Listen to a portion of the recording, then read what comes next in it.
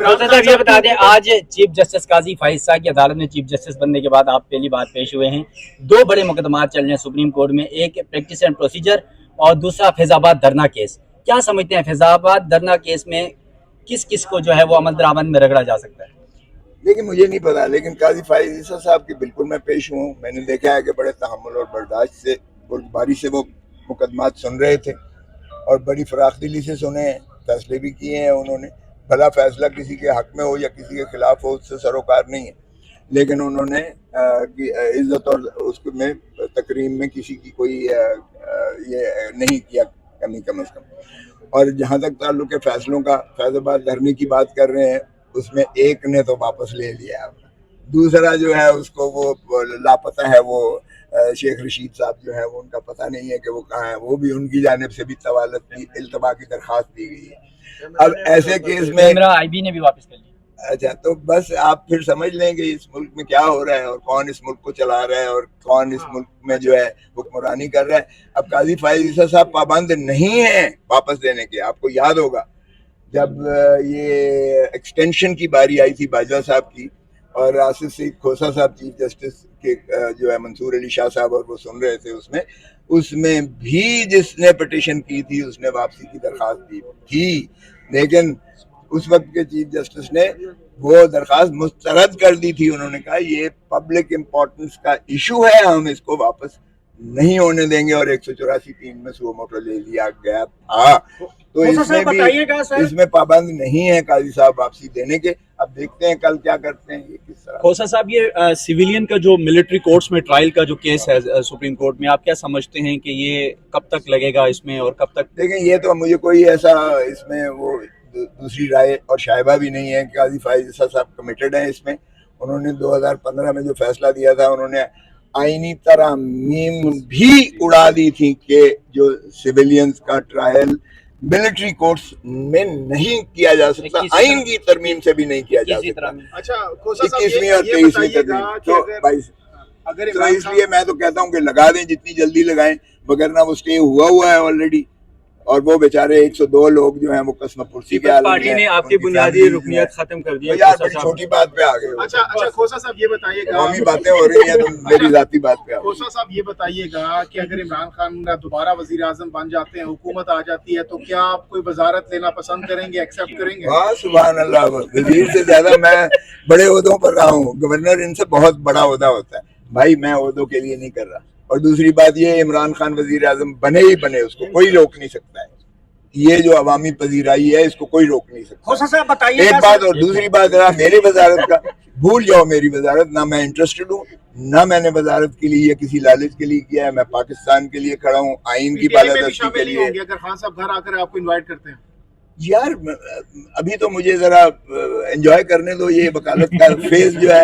ابھی تو میں ارادہ ہے آپ کا پی ٹی آئی میں شمولیت کا؟ نہیں, آگے کچھ بھی ہو سکتا ہے, لیکن سوال یہ ہے کہ میں قوم اور ملک کے لیے پہلی میری ترجیح ہے آئین پر عملداری کی جائے, رول آف لا ہونا چاہیے اس ملک میں.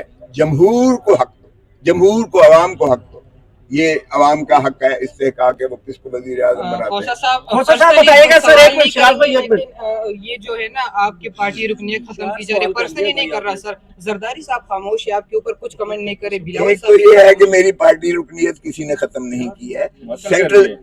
سینٹرل ایگزیکٹو کمیٹی جو رانی شہید بے نظیر بھٹو کی دی ہوئی تھی, اس کو کہتے ہیں بقول نیر بخاری کہ معطل کیا گیا. یہ کچھ بھی نہیں کر سکتا, یہ بی بی کی دی ہوئی جو ہے. اور وہ 4 آنے کی ممبرشپ جو ابھی تک معطل نہیں ہوئی, وہ ذوالفقار علی بھٹو کی دی ہوئی ہے, بابا شہید کے ہاتھ کی دی ہوئی ہے, وہ بھی کوئی ختم نہیں کر سکتا. اور آرٹیکل 17 میں یہ لکھا ہوا ہے, یہ میرا ہر شہری کا استحقاق ہے وہ پارٹی بنائے. وہ پارٹی اسے نہیں نکال سکتی, وہ خود چاہے تو وہ پارٹی سے نکل سکتا ہے یا وہ اختلاف کر. بڑی چھوٹی باتیں ہیں, قانون کوئی پڑھتا نہیں ہے. نیر بخاری نے پڑھا ہے پہلے, یہ آئین میں نے درج کروایا, یہ پیپلز پارٹی کا پڑھا ہے اس نے. کبھی وہ روک سکتا ہے کہ کیوں عمران خان کی وکالت کیوں کر رہے ہو؟ یہ کوئی روک سکتا ہے دنیا کا بندہ؟ یہ الزام لگا سکتا ہے؟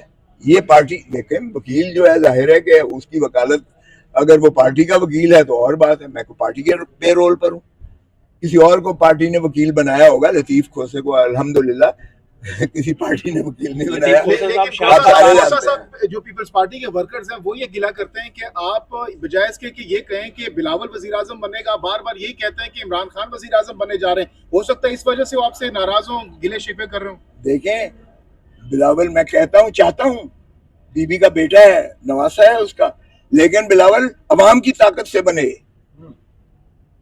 पावर पॉलिटिक्स से ना बने। पीपल्स पॉलिटिक्स जो है, भुट्टो ने पीपल्स सैलाब था उसके साथ, जो है बेनजीर भुट्टो अवाम की ताकत से बनी थी। बिलावल के पास इस वक्त सैलाब ओ भाई, इस वक्त पावर पॉलिटिक्स हो रही है। पावर पॉलिटिक्स में पहले था इलेक्टेबल्स का, भुट्टो ने इलेक्टेबल्स को जीरो कर दिया था, जिसको खंबे को भी टिकट दी थी तो अब इमरान खान ने जीरो कर दिया इन इलेक्टेबल्स को। ये जो तरीन की पार्टी है या ये अलीम खान की पार्टी है, इनकी अगर जूते ना मारे लोग, जमानतें ना जब्त हो इनकी, तो जो मर्जी मुझे आप सजा देना। खोसा साहब बताइएगा, इसलिए ये जो है पावर पॉलिटिक्स में इलेक्टेबल्स जब खत्म हो गए तो फिर आप उनको देख रहे हैं जो फरिश्ते हैं। लतीफ खोसा साहब फिर शायद इस तरह पे उनको एक सवाल खोसा साहब बताइएगा सर, किसी के कंधों पर चढ़ के आने पे मैं किसी को वजीर आजम नहीं एक्सेप्ट करता। सर बताइएगा, आप बड़ी दफा कह चुके हैं कि जो इमरान खान है वो खुमैनी बन के उभर रहा है, क्या आज साफ कर दें बड़ा लीडर जरदारी साहब हैं या इमरान खान है? देखिए, ये मुआवजे वाली बात तो है नहीं, अवामी पजीराई। इस वक्त आप गली में चले जाएं किसी पर, आपको पता चल जाएगा। मैंने जरदारी साहब और बिलावल के साथ मेरी मीटिंग हुई थी 1.5-2 महीने पहले, तो मैंने कहा जी क्या आपको वही कहूँ, एक जरदारी सब पे बारी, अगली बारी फिर जो आपके खुशामदी 24 घंटे आपको कहते हैं, ये सच बताऊं? मैंने कहा बाहर निकले, मन मन की लोग गालियां दे रहे हैं। ओ भाई, किस दुनिया में रहते हो? बाहर तो निकलो जरा। पीडीएम की हुकूमत को जो लोग गालियां दे रहे हैं, आप पर महंगाई का कोई असर नहीं हुआ? आप बिजली के बिल खुशी से दे रहे हो। आप अपनी जो है गाड़ी है या मोटरसाइकिल है, जो भी है, आप पेट्रोल पंप पे जाते हुए आपको खौफ नहीं आता? आपको जो तबाह हाली पे मुल्क को खड़ा कर दिया है, अब इसके बाद कोई रह गया है पीडीएम के पास कोई बयानिया अवाम के पास जाने का? ये जा सकते हैं अवाम के पास वोट मांगने के लिए। तो किस जमाने में, किस दुनिया में मुआवजा कर रहे हो?